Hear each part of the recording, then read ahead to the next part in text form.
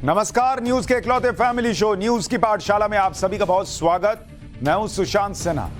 ये वो पाठशाला जहां सबकी क्लास लगती है। सबसे पहले आपको बता देता हूं कि आज पाठशाला में क्या क्या है और कौन कौन सी क्लास लगाने वाला हूं। सनातनी नरेंद्र मोदी इंडिया गठबंधन को हिंदू धर्म मिटाने से, सनातन धर्म मिटाने से कैसे रोकेंगे? गोधरा कांड के हिंदुओं का दर्द कुरेद कर क्या मोदी को हराएगा इंडिया गठबंधन? आज इसकी बात होगी। इसके अलावा पीएम मोदी के वो सनातनी गिफ्ट जिनकी दुनिया भर में चर्चा है। एक तरफ सनातन मिटाने की बातें हो रही हैं, नरेंद्र मोदी ने ऐसे कौन से सनातनी गिफ्ट दिए जिनकी दुनिया भर में चर्चा, आज आपको दिखाऊंगा। नई संसद को नरेंद्र मोदी ने क्या कमल छाप संसद बना दिया है। इसके अलावा G20 के बाद नरेंद्र मोदी का नया मिशन इंपॉसिबल तैयार हो चुका और वो मिशन इंपॉसिबल क्या है, आज उसके बारे में बताऊंगा। चीन देखता रह जाएगा, मोदी नेहरू की बड़ी गलती कैसे सुधारने जा रहे हैं, आज उसका चैप्टर है। इसके अलावा पीएम मोदी का वो प्लान जो अखंड भारत बनाएगा, पीओके को भारत में मिलाने के लिए क्या मिशन शुरू हो चुका है। अखंड भारत का वो इतिहास जो आपको जानना चाहिए। अखंड भारत आप सुनते हैं, लेकिन अखंड भारत था कब, उस वक्त भारत कैसा था, आज उसका इतिहास भी आपको बताऊंगा। और क्या आप भी रोज सुबह अंडे के साथ धोखा खाते हैं? आपके फ्रिज में रखा वो धोखा जो आप खुद मार्केट से लेकर आए हैं, आज उस धोखे से आपको मिलवाऊंगा। बहुत खुश है ना आप कि मैं बड़ा हेल्दी खा रहा हूं। झटका लगेगा जब आप ये चैप्टर देखिएगा। और आखिर में क्या दिवाली से पहले मोदी सरकार गाड़ियों को महंगा करने जा रही है, आज इसके बारे में भी बताऊंगा। लेकिन पाठशाला शुरू करने से पहले दिन भर की बड़ी खबरों का रिवीजन, उसके बाद पहला चैप्टर।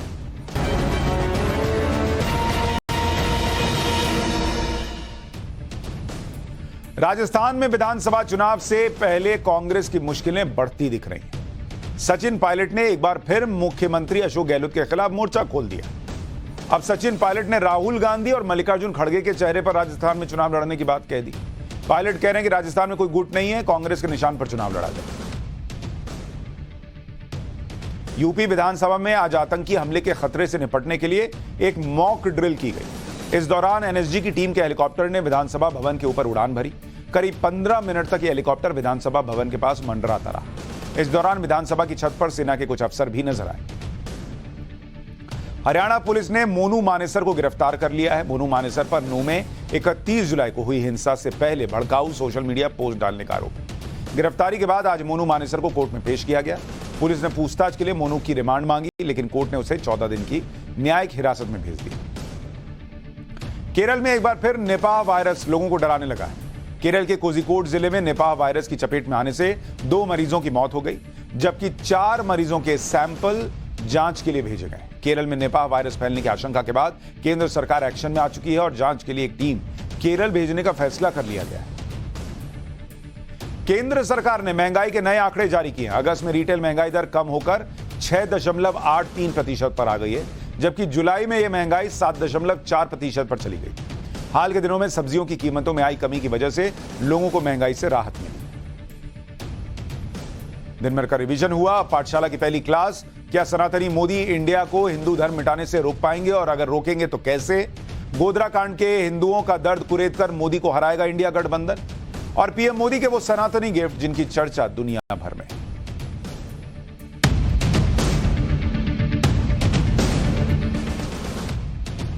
प्रधानमंत्री नरेंद्र मोदी ने G20 का भव्य आयोजन किया तो विपक्ष ने इसमें कमियां निकाली। मैंने आपको बताया था, जैसे शादी ब्याह में नाराज फूफा होते हैं, उस तरह से इसमें भी कुछ लोग जो हैं वो बस अरे इधर गड़बड़ उधर गड़बड़ ये करने में लगे।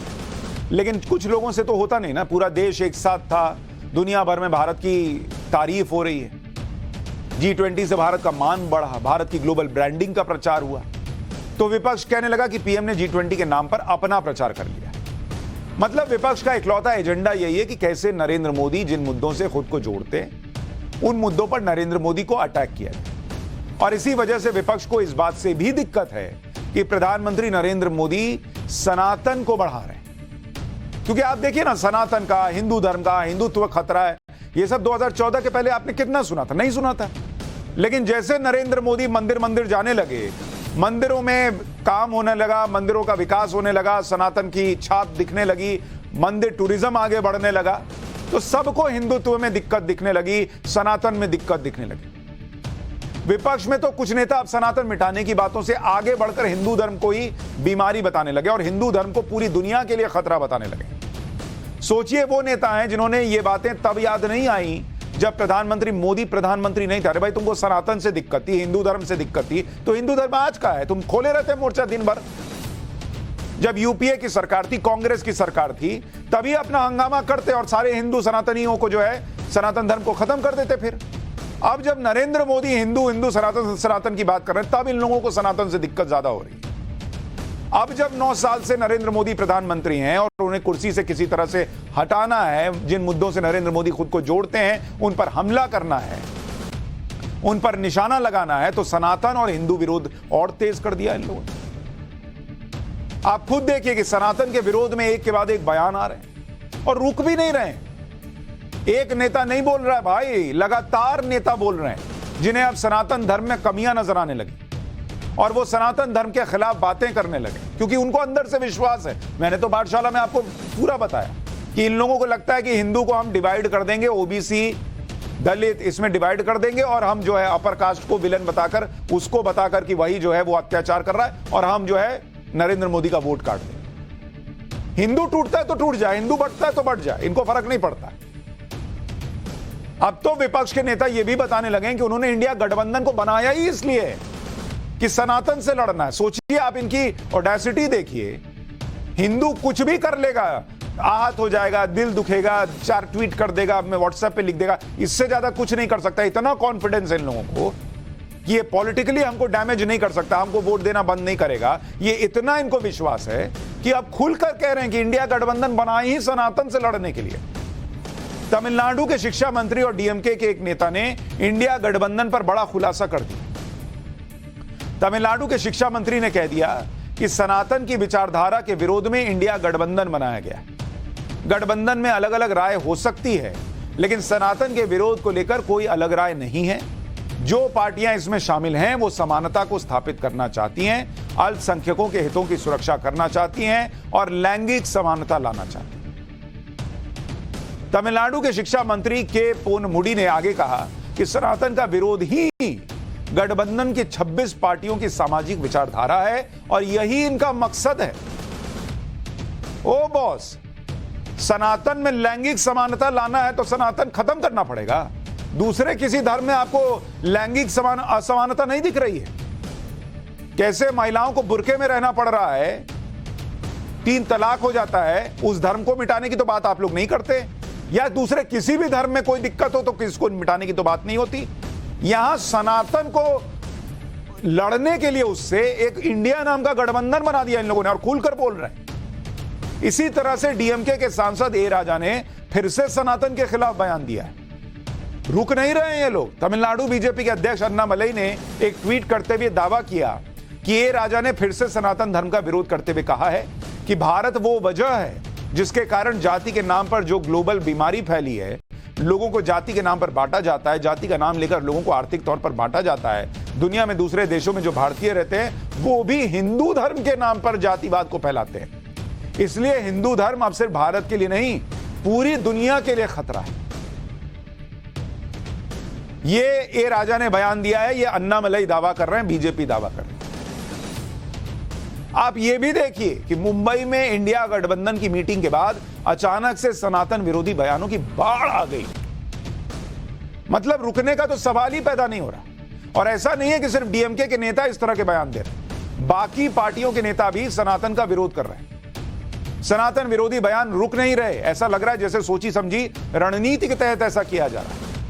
पिछले 10 दिनों में अचानक से इंडिया गठबंधन के नेताओं ने सनातन विरोधी बयान देकर मतलब बहार लगा दी, जिसको मन आ रहा जो मन आ रहा बोल रहा है।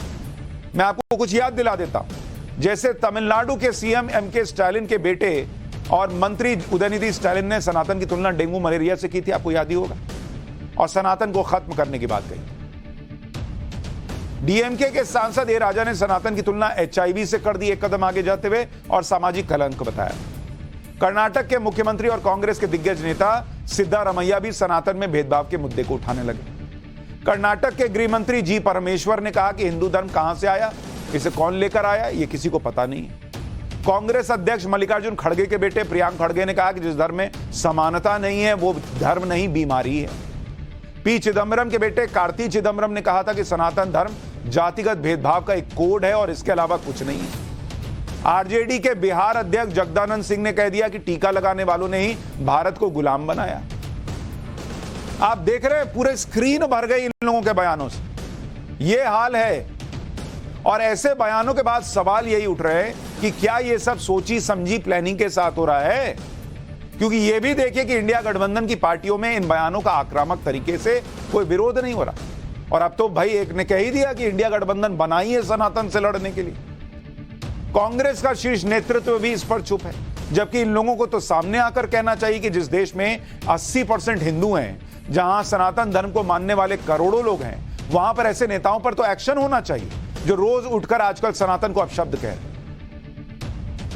लेकिन उधर से कोई नहीं कह रहा, और इसलिए यह विश्वास और बढ़ जाता है कि जो आदमी कह रहा है डीएमके के नेता और उच्च शिक्षा मंत्री तमिलनाडु के कि भाई हम तो सनातन विरोध के नाम पर ये इंडिया गठबंधन बना है और हम में और 10 विरोध हो सकते हैं, लेकिन सनातन का विरोध करने को लेकर हम में कोई मतभेद नहीं है, तो फिर ये बात तो जो है वो सच लगने लगती है। उधर बीजेपी कह रही है कि इंडिया गठबंधन का छिपा हुआ एजेंडा सनातन विरोध ही है और इंडिया गठबंधन कई दिनों से इसमें लगा हुआ है। लेकिन इंडिया गठबंधन में सिर्फ डीएमके जैसी पार्टियों की बात नहीं है, वो तो सनातन के खिलाफ खुलकर उल्टी सीधी बातें कर रहे हैं। लेकिन उधर शिवसेना जैसी पार्टी जो हिंदुओं में ही डर फैलाने की कोशिश कर रही है, जैसे उद्धव ठाकरे ने कह दिया कि राम मंदिर के नाम पर गोधरा जैसा कांड हो सकता है। ये वो उद्धव ठाकरे हैं जो खुद को हिंदूवादी बताते हैं, लेकिन आज राम मंदिर के नाम से लोगों को डराने जैसा काम कर रहे हैं, क्योंकि पीएम मोदी राम मंदिर का उद्घाटन करने वाले हैं और हमने आपको बताया है कि पीएम मोदी जो भी काम करते हैं विपक्ष को उसमें विरोध करना ही होता है। एक बार उद्धव ठाकरे क्या कह रहे हैं सुन लीजिए, फिर मैं याद दिलाऊंगा कि इनके पिताजी क्या कहा करते थे।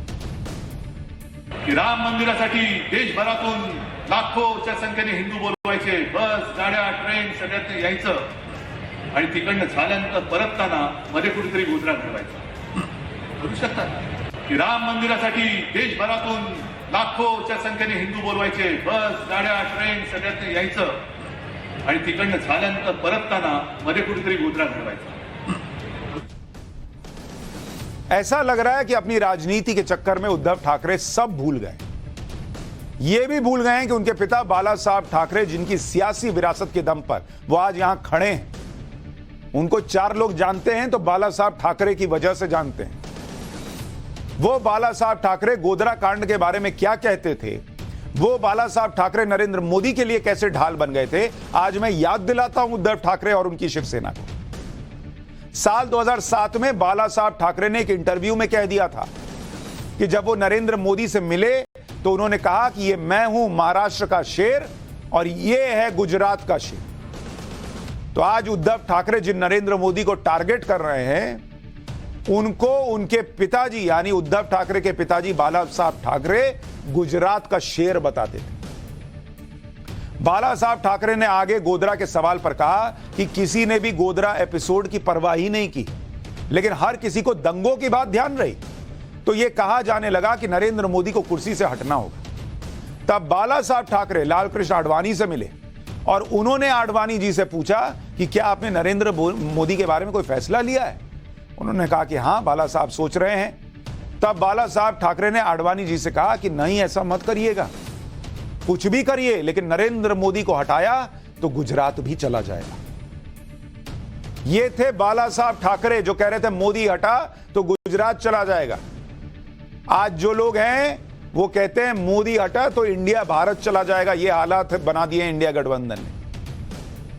इसके बाद गुजरात दंगों के एक सवाल पर बाला साहब ठाकरे ने कहा था कि नरेंद्र मोदी ने कोई गलती नहीं की थी। जब किसी पर हमला होता है तो उसका जवाब दिया जाता है, चुप नहीं बैठा जाता। दंगा किसने शुरू किया था?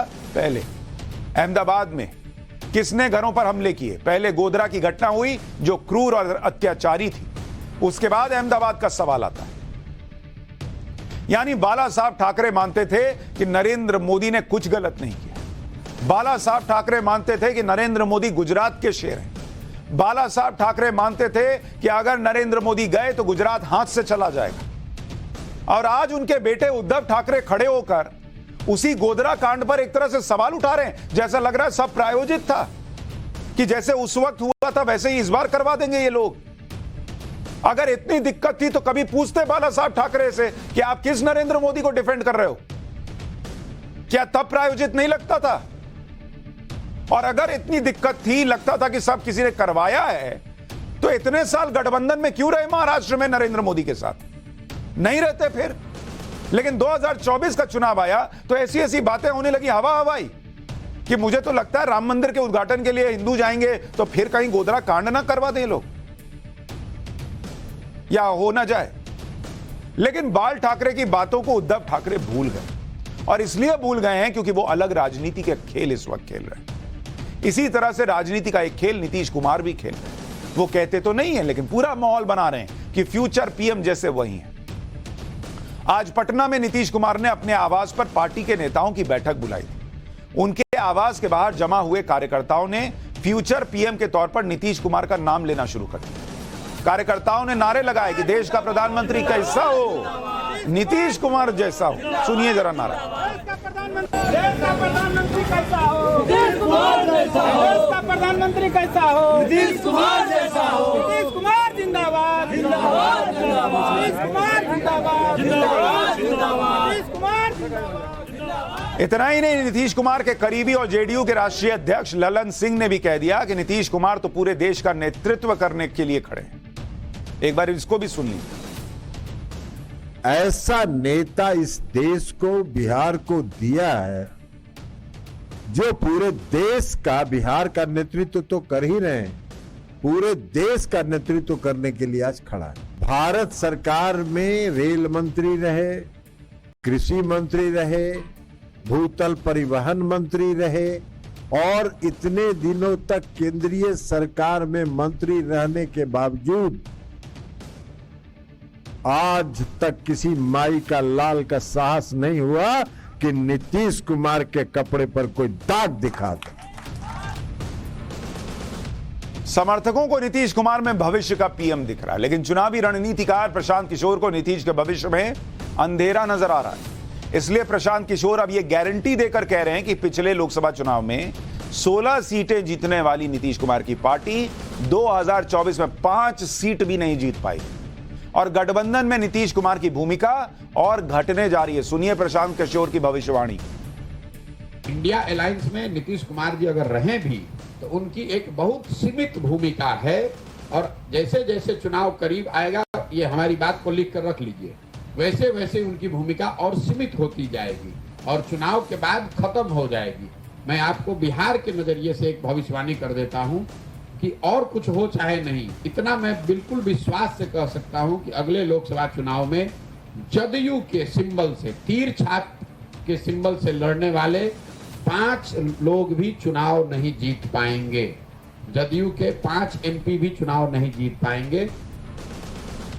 यानी जो लोग नरेंद्र मोदी को बिहार में रोक देने का सपना देख रहे हैं, जो लोग सपने में खुद को पीएम की कुर्सी पर बैठा देख रहे हैं, उनके लिए उनके साथ काम कर चुके प्रशांत किशोर कह रहे हैं कि 5 सीट नहीं आएगी इनको बिहार में।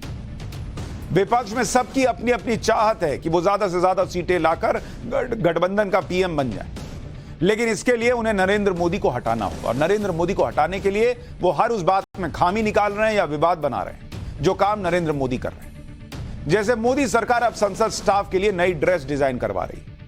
बहुत संभव है कि आने वाले विशेष सत्र में, नई संसद में जब सत्र होगा, वहां संसद स्टाफ नई ड्रेस में नजर आएगा। नई ड्रेस में कमल का फूल है, खाकी पैंट है, इन सब से भी विपक्ष को दिक्कत हो रही है। पहले आपको दिखाता हूं कि संसद स्टाफ की नई ड्रेस है कैसे। जैसे संसद में तैनात पुरुष अधिकारी अब मरून रंग की नेहरू जैकेट में नजर आएंगे।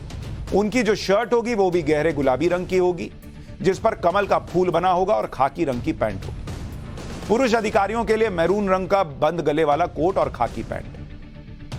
संसद में जो मार्शल होंगे उनकी ड्रेस भी बदल दी गई है। मार्शल अब मणिपुरी पगड़ी पहने हुए दिखेंगे, सफेद कुर्ता पजामा और हल्के गुलाबी रंग की जैकेट में नजर आएंगे, जबकि पहले वो सफारी सूट में हुआ करते थे और साफा पहने रहते थे। सूत्र बता रहे हैं कि महिला स्टाफ के लिए पहले की ही तरह साड़ी ही यूनिफॉर्म होगी, वो लाल रंग की साड़ी में नजर आएंगी। अलग अलग चैम्बर में जो पुरुष स्टाफ होगा उसकी ड्रेस कुछ इस तरह की होगी कि काले रंग की पैंट होगी, हल्के हरे रंग की नेहरू जैकेट और सफेद शर्ट। अलग अलग चैम्बर में तैनात महिला स्टाफ के लिए गुलाबी और हरे रंग की साड़ी होगी। संसद भवन के सुरक्षा कर्मियों की ड्रेस भी बदल दी गई है। अब ये सुरक्षाकर्मी सफारी सूट की बजाय सैनिकों की तरह कॉम्बैट ड्रेस पहने हुए नजर आएंगे।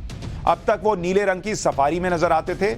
महिला और पुरुष सुरक्षाकर्मियों दोनों की ड्रेस बदल दी गई है। संसद के अंदर और संसद के बाहर जो सुरक्षाकर्मी तैनात होंगे उनकी ड्रेस भी अलग अलग होगी। यानी कुल मिलाकर देखें तो संसद स्टाफ की नई ड्रेस में कलर और पहनावे में काफी बदलाव हुआ है। जैसे पहले ज्यादातर गहरा नीला, हल्का पीला और चारकोल ग्रे इस कलर का इस्तेमाल होता था। अब क्रीम, लाल, मरून, गुलाबी और खाकी कलर का ज्यादा इस्तेमाल किया गया है।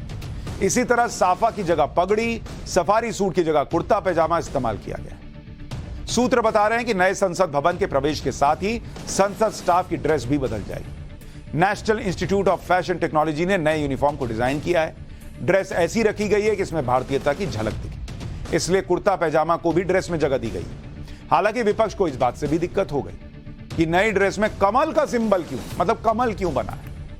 अरे भाई, कमल क्या सिर्फ बीजेपी का चुनावी चिन्ह है? और कहीं है ही नहीं दुनिया में कमल। भारत में और कहीं कमल नहीं होता है क्या? कमल मतलब सिर्फ बीजेपी है क्या? कांग्रेस और एनसीपी ने आरोप लगा दिया कि बीजेपी संसद का भी राजनीतिकरण कर रही है और अपने निजी एजेंडे के लिए संसद का इस्तेमाल किया जा रहा है। कांग्रेस का कहना है कि कमल का फूल ही क्यों, मोर या शेर का सिंबल लगाना चाहिए। मोर लगा देते तो कहते अरे मोदी जी ने मोर लगाया क्योंकि मोर के साथ दाना खिलाते हुए फोटो थी। शेर लगा देते तो कहते अरे मोदी जी ने शेर लगाया क्योंकि ये जो है भारतीय लोकतंत्र को आक्रामक बना रहे हैं। भाई, शेर लगा था ना संसद भवन में नया वाला, उसमें कह रहे थे वो दहाड़ता दिख रहा है। अरे भाई, जब आदमी ने तय ही कर लिया कि विरोध करना है तो मोर लगाएं, शेर लगाएं, कमल लगाएं, विरोध तो वो करेंगे ही। एक बार कांग्रेस नेता राशिद अलवी को सुन लीजिए। किस तरीके के सिंबल्स हैं, ये बड़ा सवाल है। कहा जा रहा है कि उसके ऊपर कमल के फूल बने हुए हैं। भारतीय जनता पार्टी बार बार कहती है कि हम राजनीति नहीं करते, तो आप तो पार्लियामेंट के अंदर घुस के राजनीति कर रहे हैं। अगर इस तरीके से मार्शल पे कमल के फूल लगाए गए तो इसका विरोध किया जाएगा, इसकी मुखालफत की जाएगी। इस बात की इजाजत नहीं दी जा सकती कि मार्शल को लेकर भी भारतीय जनता पार्टी राजनीति करे और 2024 के इलेक्शन का उनको मोहरा बनाए। तो मतलब अगर अंदर स्टाफ कोई ऐसी शर्ट पहन लेगा जिसमें कमल बना होगा तो लोग बीजेपी को वोट कर देंगे। लॉजिक देखिए जरा, इससे चुनाव प्रभावित होने लग रहा। गौर से नहीं देखिएगा तो पता भी नहीं चल रहा कि इसमें कमल बना होगा। क्या बोला जाए भाई। इंडिया गठबंधन के नेता भले ही सनातन को खत्म करने की बातें करें, लेकिन पीएम मोदी सनातन को कैसे आगे बढ़ा रहे हैं। हमने आपको कल ही बताया था कि G20 के दौरान ग्लोबल लीडर्स का स्वागत जब किया गया था उसमें भी सनातन की झलक दिखी। पीएम मोदी जो भी काम करते हैं उनके जहन में देश का हित, देश की पहचान और देश की सांस्कृतिक विरासत सबसे ऊपर होती है। जैसे दूसरे देशों के नेताओं को गिफ्ट देने की बात जब आई तो पीएम मोदी ने इस बात का ख्याल रखा कि कैसे इन गिफ्ट के जरिए भी भारत की संस्कृति को दिखाते हैं, भारतीय कला को दिखाएं, भारत की समृद्ध सांस्कृतिक परंपरा को दिखाएं। G20 में पीएम मोदी ने विदेशी मेहमानों को जो गिफ्ट दिए हैं उनकी अब बहुत चर्चा हो रही है, क्योंकि पीएम मोदी ने गिफ्ट के तौर पर विदेशी मेहमानों को जो वो चीजें दी हैं जो भारत की पहचान, दुनिया में भारत की पहचान बनने का हुनर रखती। ये देख के नहीं दिया कि फलाने जगह कांग्रेस की सरकार है, अरे यहां बीजेपी की सरकार है तो उस स्टेट का दे देते हैं। सब भारत का है इसलिए दिया है। पीएम मोदी ने G20 के आयोजन के जरिए खादी की भी ब्रांडिंग की और विदेशी मेहमानों को खादी की शॉल और स्कार्फ भेंट किए। देखिए, ये नहीं कहा कि अरे खादी गांधी जी से जुड़ा हुआ है और पुरानी बात है, कांग्रेस के जमाने की बात है, हम खादी नहीं देंगे। पीएम ने भारत की G20 प्रेसिडेंसी की स्मृति में G20 स्टैंप और सिक्का जारी किया था। इसे भारत मंडपम में रिलीज किया गया। दोनों के डिजाइन में वसुधैव कुटुंबकम की थीम है। इसे नेताओं को गिफ्ट के तौर पर दिया गया। ये देखिए, वो तस्वीर दिखा रहा हूं। जैसे अगर आप देखेंगे पीएम मोदी पूरे भारत में अलग अलग जगह पर जो चीजें मशहूर हैं उन्हें गिफ्ट के तौर पर विदेशी मेहमानों को दे रहे हैं, ताकि वो गिफ्ट के साथ साथ भारत की उस जगह को भी याद रखें कि हाँ, यहां कुछ खास मिलता है, उसकी चर्चा हो, उनके जरिए भारतीय प्रोडक्ट की ब्रांडिंग हो। जो विदेशी मेहमानों को पीएम ने गिफ्ट दिया है, मैं आपको डिटेल बताता हूं, सुनिए। बनारस की साड़ी भेंट की गई है, दार्जिलिंग की चाय पत्ती दी गई है, कश्मीर की केसर दी गई है, आंध्र प्रदेश की कॉफी, यूपी के कन्नौज में बना हुआ इत्र भेंट किया गया है और सबकी फोटो भी साथ में लगी हुई, देख लीजिए। कश्मीरी पश्मीना शॉल दिया है, सुंदरबन का शहद दिया है। यानी अगर आप देखेंगे, गिफ्ट के जरिए पीएम मोदी ने दुनिया के देशों को भारत भ्रमण करवा दिया। लेकिन यहां लोगों को विरोध ही करना है। आज पीओके यानी पाकिस्तान ऑक्यूपाइड कश्मीर की बहुत चर्चा हो रही है, यानी पाकिस्तान के कब्जे वाला कश्मीर। वहां के लोग ही अब भारत में विलय की मांग करने लगे। पीओके को फिर से भारत में लाने के लिए प्रदर्शन चल रहा है। भारत पहले से ही लगातार यह कहता रहा कि पीओके हमारा अभिन्न हिस्सा है और एक ना एक दिन पीओके को हम लेकर रहेंगे। इसी बीच केंद्रीय मंत्री और पूर्व सेना प्रमुख वीके सिंह ने पीओके पर बड़ा बयान दे दिया, जिससे अखंड भारत की चर्चा फिर होने लगी। पहले वो बयान सुनिए, फिर आपको बताऊंगा कि अखंड भारत कैसे बनेगा और अखंड भारत था कैसा, आज उसके बारे में भी बताऊंगा। जिन लोगों ने कल मांग की है, पीओके के लोगों ने कल मांग की है कि मोदी जी से कि हमको भारत में शामिल किया जाएगा, बीजेपी का क्या स्टैंड रहेगा? देखिए, पीओके अपने आप भारत के अंदर आएगा, थोड़ा सा इंतजार करिए। जनरल वीके सिंह सेना प्रमुख रह चुके हैं और जानते हैं कि पाकिस्तान के क्या हाल है। वीके सिंह को अच्छी तरह से पता है कि पाकिस्तान के लिए पीओके पर अपना कब्जा बनाए रखना आज की डेट में कितना मुश्किल हो रहा है। और पिछले कुछ समय से पाकिस्तान अधिकृत कश्मीर में लगातार एंटी पाकिस्तान प्रोटेस्ट चल रहे हैं। यह तस्वीर पाकिस्तान अधिकृत कश्मीर के मुजफ्फराबाद की, जहां लोगों ने पाकिस्तान के खिलाफ बगावत शुरू कर दी। इन लोगों की डिमांड है कि पीओके को भारत में शामिल किया जाए। हजारों की संख्या में प्रदर्शनकारी पीओके के अलग अलग इलाकों में प्रदर्शन कर रहे हैं। इन लोगों का कहना है कि पीओके में ना तो बिजली है, ना पानी है, ना खाने के लिए मिलता है, ऊपर से आसमान छूती महंगाई और भारी भरकम टैक्स देना पड़ता है।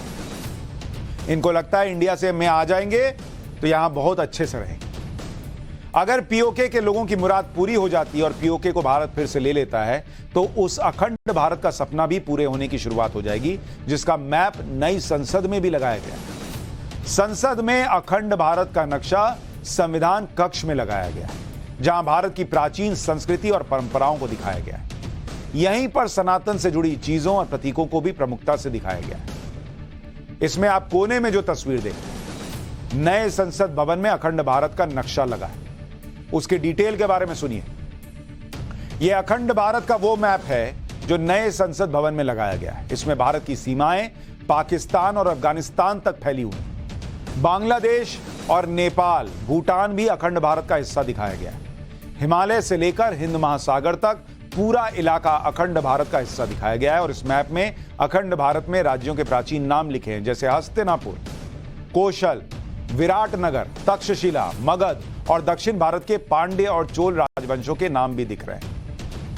नए संसद भवन में अखंड भारत का जो नक्शा लगा है वो मौर्य काल का नक्शा है और सम्राट अशोक के शासन को दिखाता है। चंद्रगुप्त मौर्य के शासन में भारत अखंड भारत हुआ करता था और उसी समय का नक्शा बनारस के भारत माता मंदिर में भी रखा हुआ है और वही नक्शा नई संसद में भी लगा है। अखंड भारत कितना बड़ा था, कहां तक फैला था, उसके बारे में भी आपको बताता हूं। विष्णु पुराण में लिखा है कि उत्तरम यत समुद्रस्य हिमाद्रेश्चैव दक्षिणम वर्ष तद भारतम नाम भारती यत्र संतति। मतलब समुद्र के उत्तर में और हिमालय के दक्षिण में जो भी भूमि है वो भारत है और यहां के लोग भारतीय। शास्त्रों और पुराणों के अलावा भी आधुनिक इतिहास की किताबों में भी अखंड भारत का उल्लेख मिलता है। इतिहासकार राधा कुमुद मुखर्जी ने अपनी किताब Chandragupta Maurya and his time में लिखा है कि चंद्रगुप्त मौर्य के दौर में अखंड भारत पश्चिम में ईरान से, पूर्व में बंगाल तक और उत्तर में कश्मीर से लेकर दक्षिण में हिंद महासागर तक फैला था। अखंड भारत का यह दौर 321 ईसा पूर्व तक था। इसी मौर्य साम्राज्य के दौरान जो अखंड भारत था उसका नक्शा नई संसद भवन में लगा हुआ है, जिसे मैं आपको स्क्रीन पर दिखा रहा हूं। मौर्य साम्राज्य के दौर में अखंड भारत में कौन कौन से देश शामिल हुआ करते थे वो भी जानिए। अखंड भारत इतना सुनते हैं, अखंड भारत में देश कौन कौन से थे? अफगानिस्तान, पाकिस्तान, बांग्लादेश, भूटान, मालदीव, म्यांमार, नेपाल और जो भारत का हिस्सा है वो तो है ही। ये सब मिलाकर अखंड भारत, यानी इन देशों तक अखंड भारत की सीमाएं फैली हुई थी।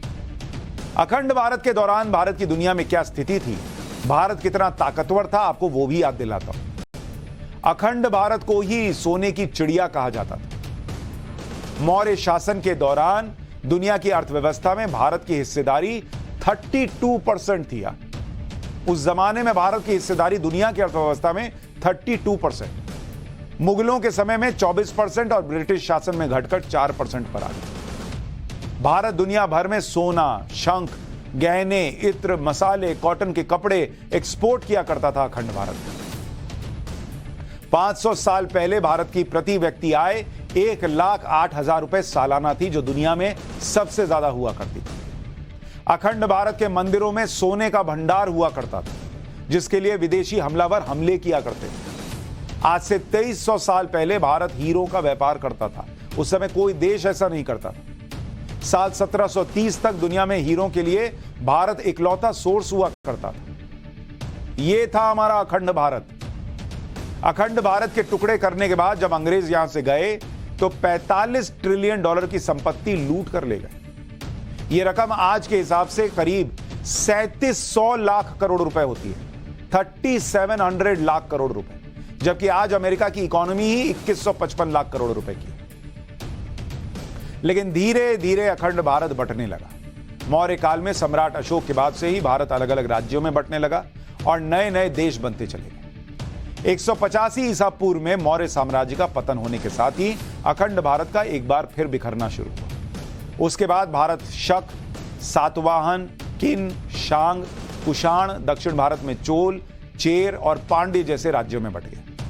चोल साम्राज्य के दौर में श्रीलंका भी अखंड भारत का हिस्सा हुआ करता था। जहां अभी इंडिया मैच खेल रहा है एशिया कप का, वो अपना ही हिस्सा था। साल 1310 के बाद श्रीलंका अलग हो गया। बाद में अंग्रेजों ने श्रीलंका पर राज किया और 1948 में श्रीलंका आजाद देश बन गया। लेकिन ये आपको इसलिए बता रहा हूं कि अखंड भारत, आज वाला जो अखंड भारत अब बनेगा, उसमें तो वैसे पीओके वगैरह में तो इन्होंने बड़ी हालत खराब कर रखी है। भूखमरी है, उनको तो और चीजें देनी पड़ेंगी। लेकिन जो हमारा अखंड भारत सनातनी इतिहास है, वो गौरव से भरा हुआ इतिहास है। लेकिन इतिहास पढ़ाते वक्त तो धोखा ही हुआ ही है। अब मैं पाठशाला में आपकी सेहत का चैप्टर खोलता हूं और आपको बताता हूं क्या आप भी रोज सुबह अंडे के साथ धोखा खाते हैं, मक्खन के साथ धोखा खाते हैं। आपके फ्रिज में रखे उस धोखे का चैप्टर लेकर आया हूं, जो धोखा आप खुद मार्केट से खरीद कर लाए।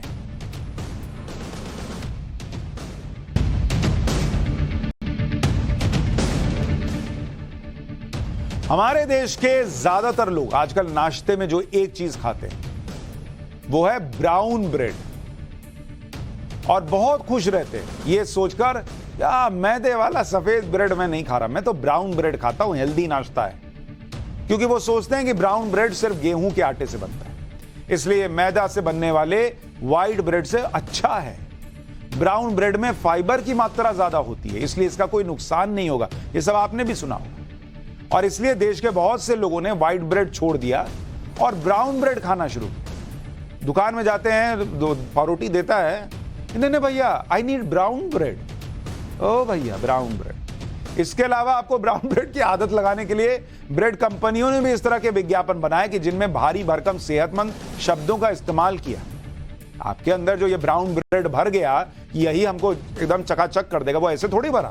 वो एड कंपनियों ने लिखना शुरू किया कि इसमें रिच फाइबर है, एक्सीलेंट है, ये एक्सीलेंट सोर्स ऑफ आयरन है, ये कोलेस्ट्रॉल मैनेज कर देता है, हेल्पफुल फॉर वेट लॉस।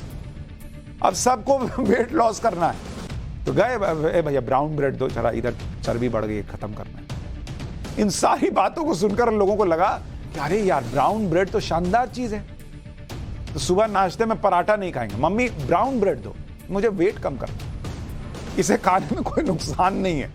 आपके दिमाग में ये फिट कर दिया गया, जैसे दिमाग में मुगल भर दिए गए उनकी ब्रांडिंग करके, वैसे ही ये खाने वाला मुगल है, इसकी भी ब्रांडिंग करके दिमाग में और आपके पेट में भर दिए कि ब्राउन ब्रेड तो सिर्फ गेहूं के आटे से बनती है। लेकिन ये पूरी तरह सच नहीं है, क्योंकि ब्राउन ब्रेड में गेहूं के आटे के अलावा बहुत कुछ मिलाया जा रहा है, जिसके बारे में सुनकर आप हैरान रह जाएंगे। ये चीजें हैं जिनसे आपकी सेहत को नुकसान हो सकता है, लेकिन आपको इसके बारे में पता तक नहीं होगा कि ब्राउन ब्रेड बन किस चीज से रहा है। ब्राउन ब्रेड के सच को जानने के लिए आजकल सोशल मीडिया पर कुछ वीडियो वायरल हो रहे हैं। इसमें ब्राउन ब्रेड को बनाने के लिए कुछ चीजों को मिलाते हुए दिखाया गया है। इनमें पहले नंबर पर है कैरेमल कलर या ब्राउन फूड कलर। इसे ब्रेड को ज्यादा ब्राउन या भूरा करने के लिए मिलाया जाता है ताकि ब्रेड में गेहूं वाली फीलिंग ज्यादा दिखाई और आपको लगे कि आप गेहूं के आटे से बनी हुई शुद्ध ब्राउन ब्रेड खा रहे हैं। भाई सफेद ब्रेड देख के लोग सोचते हैं ये तो मैदा वाला है। ज्यादा ब्राउन दिखता है तो सोचते हैं हाँ ये गेहूं से बना होगा तभी ना ब्राउन है जी। तो उसमें कलर मिला दे रहे हैं कई जगह पर। इसके अलावा ब्राउन ब्रेड में रिफाइंड व्हीट फ्लोर यानी मैदा भी मिलता है। फिर आता है नमक, चीनी, व्हीट, ग्लूटेन, प्रिजर्वेटिव। बाद में थोड़ा सा गेहूं का आटा, पॉमोलिन तेल मिलाया जाता है। इसके बाद इन सब चीजों को ओवन में पकाया जाता है। फिर आपका वो ब्राउन ब्रेड तैयार होता है। मतलब व्हाइट ब्रेड की तुलना में आपको ब्राउन ब्रेड में थोड़ा सा गेहूं का आटा और थोड़ा कैरेमल कलर एक्स्ट्रा ही मिल रहा है। इस लिस्ट को देखकर साफ है कि ब्राउन ब्रेड कंपनियां अपने मुनाफे के लिए आपको सेहत के नाम पर बहुत कुछ दूसरी चीजें भी खिला रही हैं। इन चीजों से होने वाले नुकसान के बारे में भी आपको बताऊंगा, लेकिन उससे पहले ब्राउन ब्रेड से जुड़े कुछ नियमों के बारे में बता देता हूं ताकि आपको यह समझ आ सके कि आपके साथ कितना बड़ा धोखा हो रहा है। भारत में खाने पीने की चीजों में मानक तय करने वाली सरकारी संस्था है FSSAI यानी food safety and standards authority of India, जिसके मुताबिक ब्राउन ब्रेड में कम से कम तो 50% गेहूं के आटे का इस्तेमाल होना चाहिए। अगर कोई कंपनी होल व्हीट ब्रेड बनाती है तो उसमें 75% तो गेहूं का आटा होना ही चाहिए।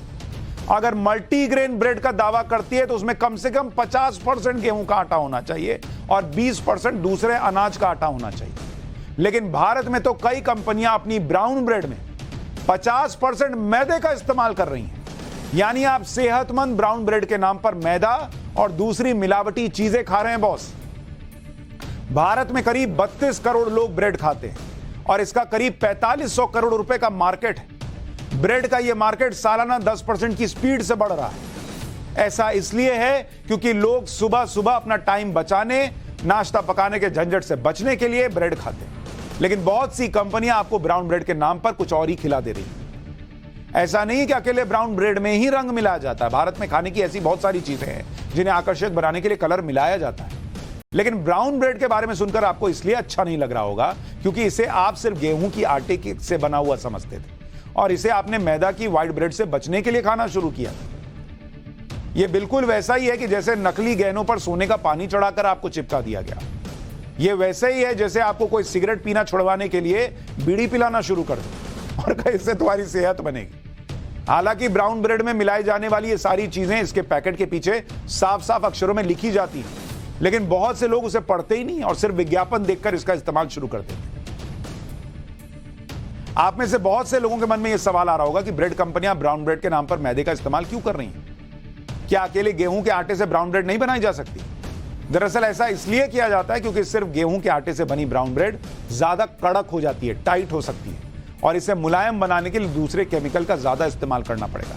इसलिए मैदे का इस्तेमाल करने से इसे मुलायम बनाने में आसानी हो जाती है। लेकिन मैदे का सबसे बड़ा नुकसान तो यह है कि यह डाइजेस्टिव सिस्टम यानी पाचन क्रिया को कमजोर कर देता है। फाइबर की कमी होने के कारण मैदा देर से पचता है। मैदे में हाई ग्लाइसेमिक इंडेक्स होता है जिसकी वजह से यह शरीर के ब्लड शुगर को बढ़ाता है। इसलिए डायबिटीज के मरीजों को इससे दूर रहने की सलाह दी जाती है। मैदे का ज्यादा सेवन करने से कोलेस्ट्रॉल का स्तर और बढ़ जाता है क्योंकि इसमें स्टार्च की मात्रा ज्यादा होती है। ब्राउन ब्रेड में कैरेमल कलर 150A नाम का फूड कलर मिलाया जाता है। इसे कोल्ड ड्रिंक, चॉकलेट और दूसरे फूड आइटम्स में भी मिलाया जाता है। इसके अलावा पॉम ऑयल का भी ब्राउन ब्रेड में इस्तेमाल होता है। इस तेल में ट्राइग्लिसराइड्स की मात्रा काफी ज्यादा होती है जिसके लगातार इस्तेमाल से हार्ट को नुकसान पहुंचता है। यानी ब्राउन ब्रेड को कुछ दिनों तक बचाए रखने के लिए इसमें नमक भी मिलाया जाता है। अगर आप रोजाना 4 स्लाइस ब्राउन ब्रेड खाते हैं तो अपने शरीर की जरूरत के हिसाब से नमक की 50% डोज आप वहीं ले लेते हैं। लेकिन इसके बाद भी आप लंच में, डिनर में, दूसरी चीजों में नमक खाते हैं। ज्यादा नमक के खतरे आप सब जानते हैं। कुल मिलाकर बात यह है कि जिस ब्राउन ब्रेड को आप रोजाना अच्छी सेहत के नाम पर खा रहे हैं उसमें कई तरह की मिलावटी चीजें हो सकती हैं। इसलिए ब्राउन ब्रेड को खाने से पहले उसके पैकेट को पीछे पलटिए और उसमें क्या लिखा है उसको पढ़िए। तब आपको पता चलेगा कि आप सही ब्राउन ब्रेड ले भी रहे हैं या नहीं। पीछे पलटिएगा तो लिखा हुआ हो सकता है मिल जाए आपको कि 30% गेहूं है इसमें। तो 30% गेहूं है तो बाकी क्या है, समझ में आ ना गया?